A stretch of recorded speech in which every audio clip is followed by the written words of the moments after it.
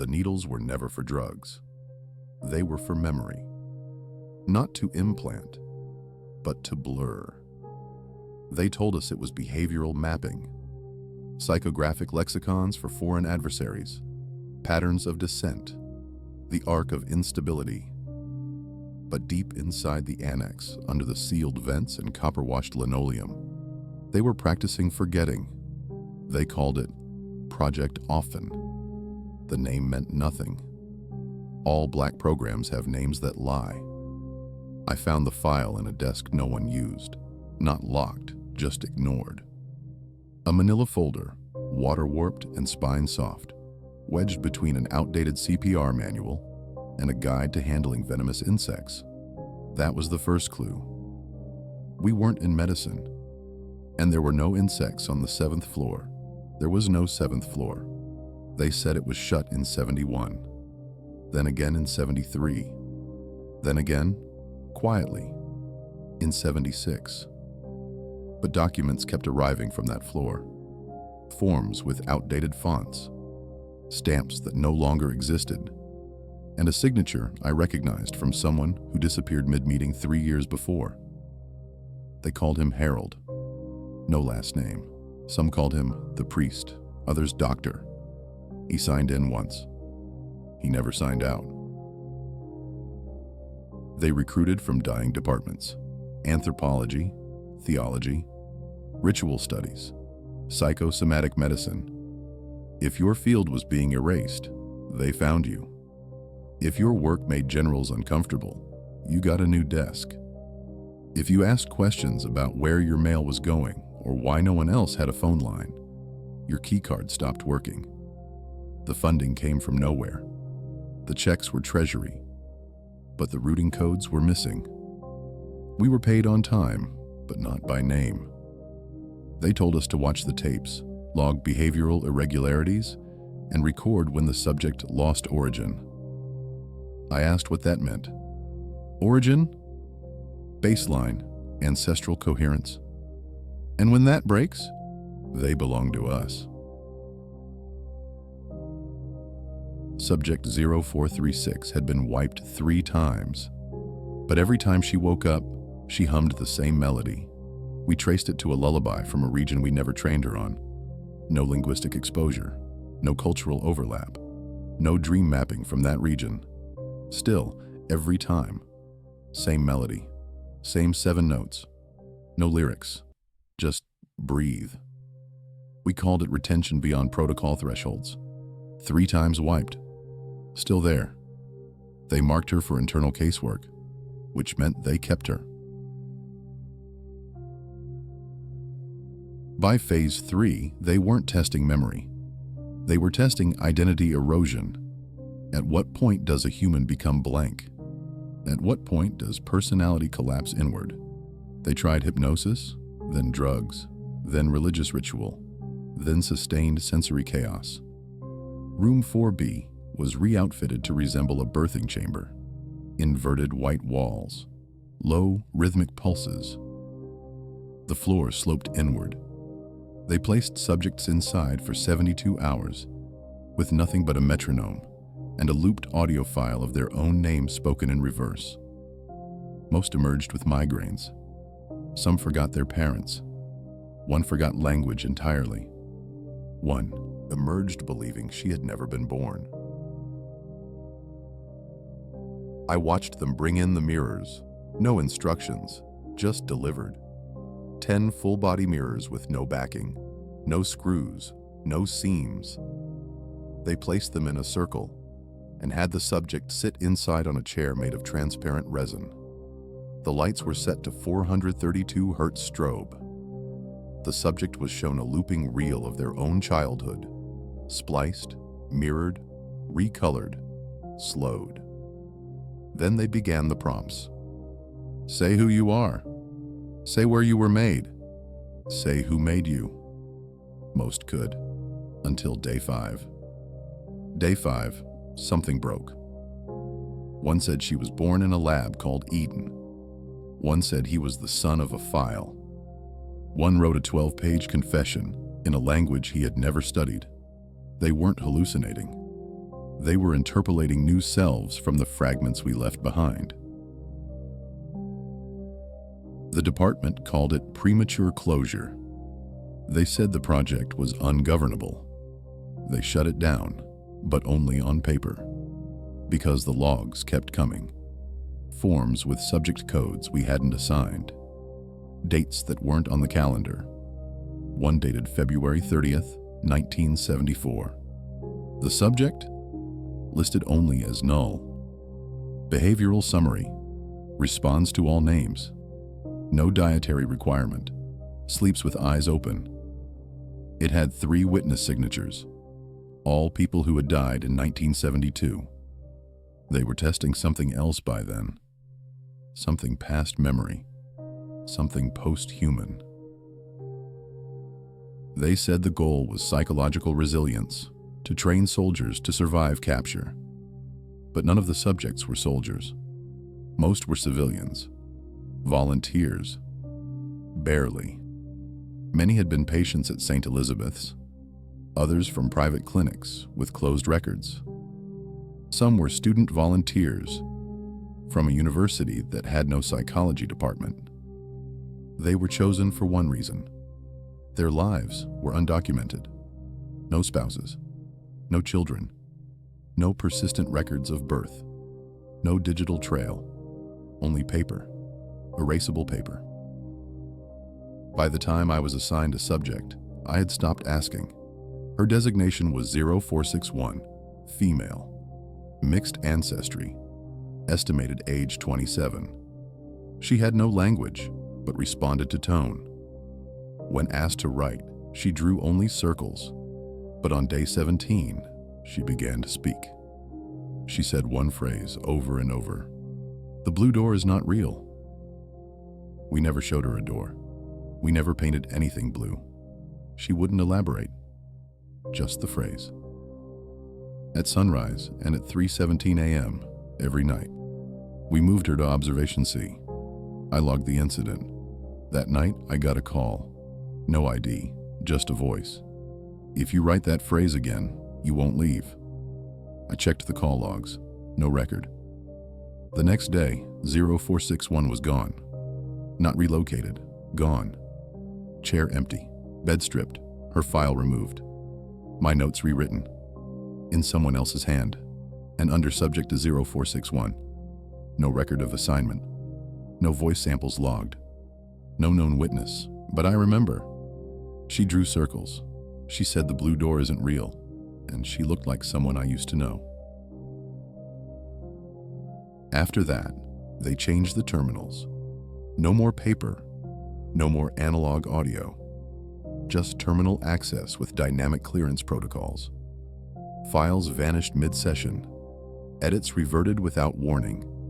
And entire folders blinked out while you were still inside them. I tried to back them up.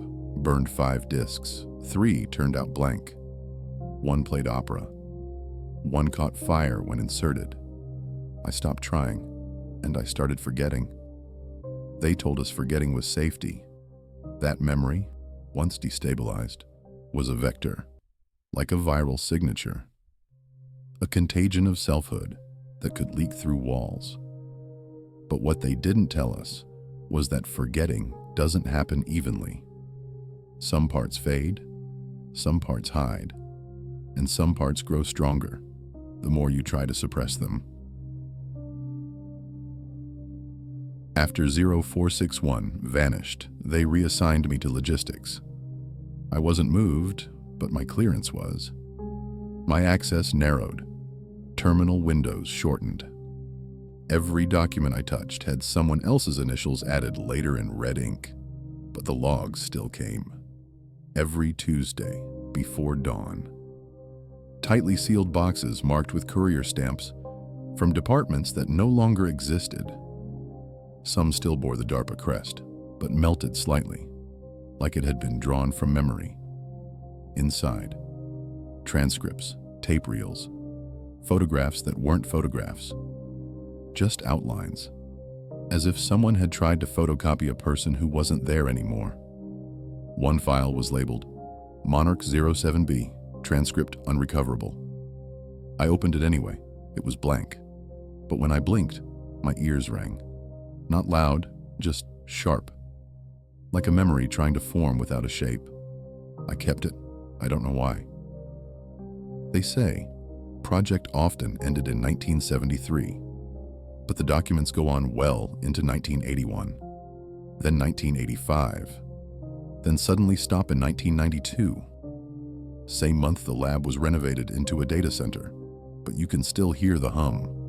Floor 7, West Wing. No lights, no signage. But if you stand still, you'll hear low frequency tones, pulsing in 6-second intervals. And if you stand there long enough, you'll remember things you were never told. I stood there for 43 minutes. When I left, I had a scar on my forearm shaped like a key. And the name Harold kept repeating in my head for 6 days. I hadn't thought of him in years, but now I remembered his voice like it was stitched to my own. The patterns began to show in the logs. Handwriting repeated across different subject files, same loops, same slope. Signatures that didn't match any employee still appeared on forms from 3 different years. Room numbers that were decommissioned showed up on scheduling slips. Supply requests made from wings that had been sealed. One requisition order caught my eye. Item, 40 mirrors, no backing. Requested by Dr. H.C. Delivery. 2.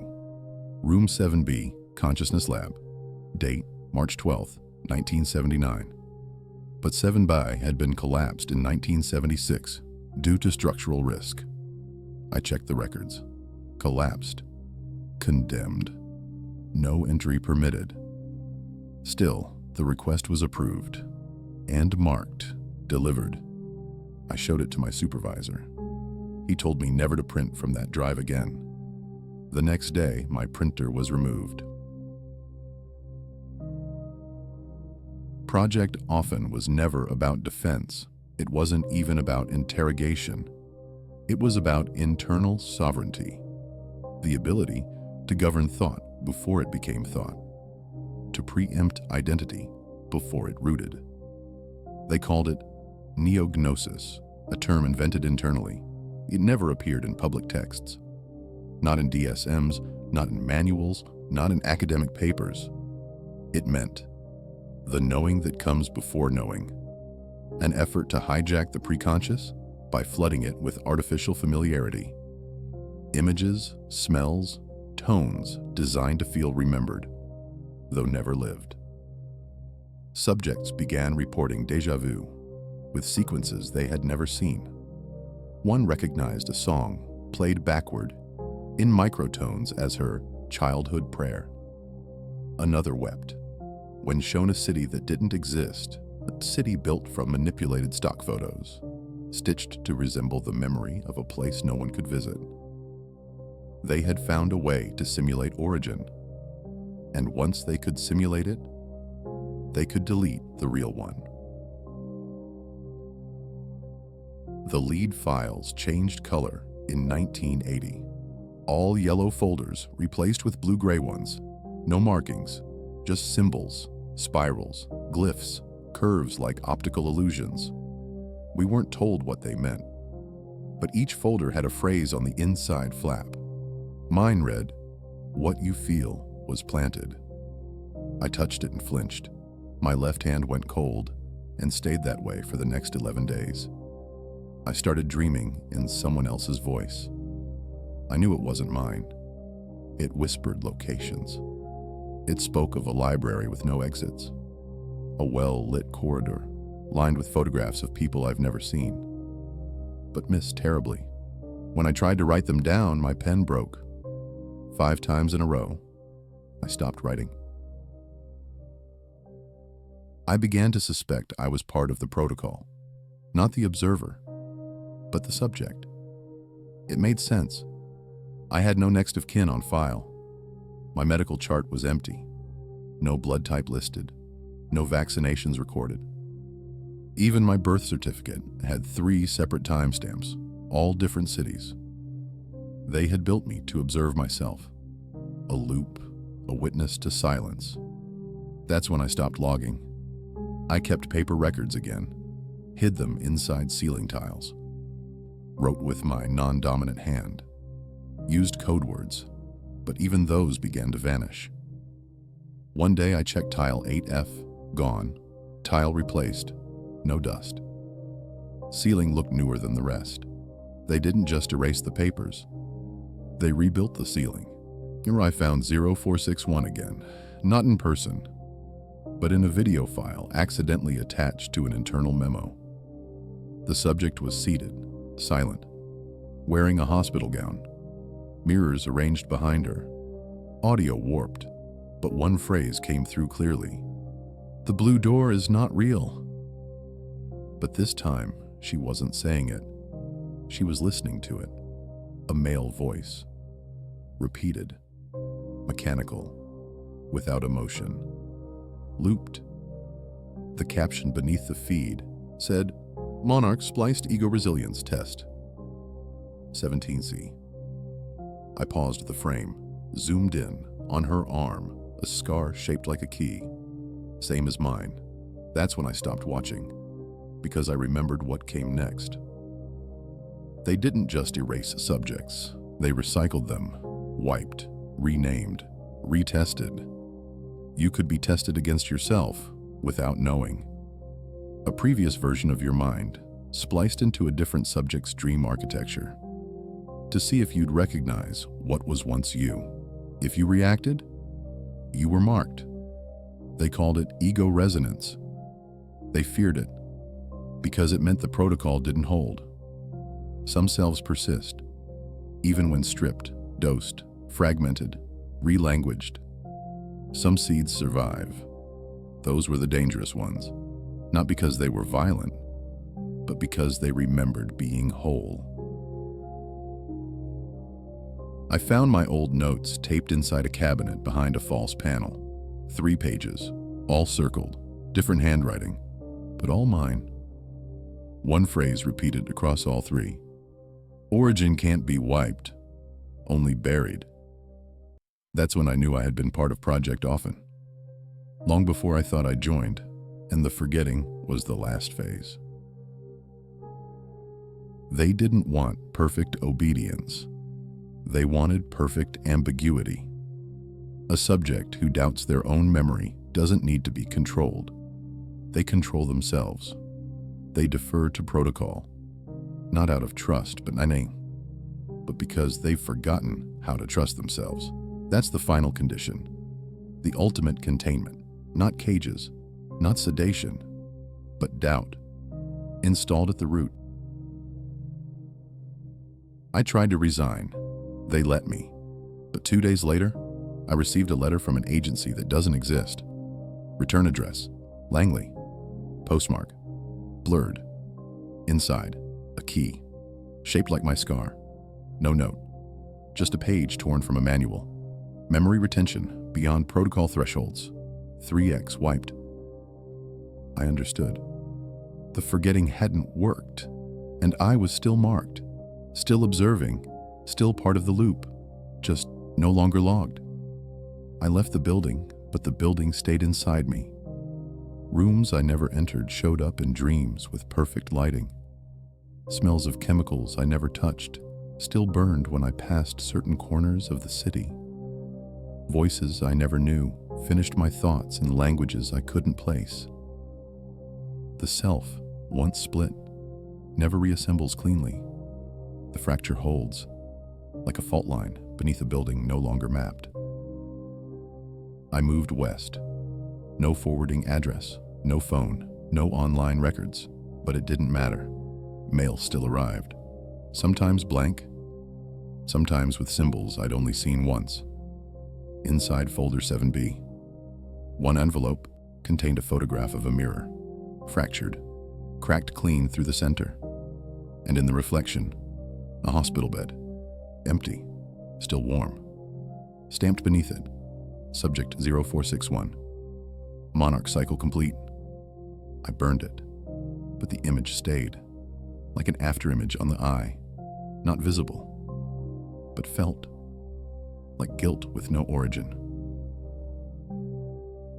Years passed. Or maybe they didn't. Time bends after exposure. I found myself waking at 3:17 a.m., night after night. No alarm, no sound, just the hum. Low frequency, 6-second interval, same tone from room 7. I moved homes. It followed. I bought new clocks. They stopped at the same time, every night. Eventually, I stopped checking, let the time pass without knowing whose it was. I began to write again, not as a log, but as a warning no one would find, scraps of memory stitched into metaphor. Not poetic, protective. Truth must deform to survive inspection. They taught me that. The first draft I buried beneath a church in Baltimore. The second I mailed to a decommissioned P.O. box in Virginia that I knew was still monitored. The third I left in a sealed envelope inside a public library, between the pages of a forgotten theology textbook. It was gone the next day. One night, I dreamt of 0461 again. She was older, hair longer, face weathered but lucid. She sat across from me in a room without shadows and said, "You were never the observer. You were the prototype." Then she vanished, and the room collapsed inward, like it was never drawn to begin with. I woke with the taste of iodine and the smell of linoleum. My wrist ached, the key shape pulsed faintly, like it was waking up. Years later, I received a final file, not from the agency, from a civilian archivist who had been tracing Project Often through FOIA rejections. It was sent anonymously. Inside, a faded memo marked Often, Phase Omega, an audio reel, damaged.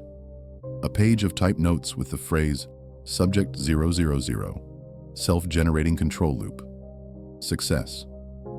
The subject, no name, no photo, just a blank silhouette with a mirrored outline. The outline matched my posture, down to the slouch. The memo's final line: if reading this, containment has failed. They were never testing loss, they were testing re-entry. Could the erased rebuild themselves from fragments? Could identity be modular? Could memory be templated, swapped, tested, rotated across vessels? And when the vessel broke, could the pieces be replanted in another?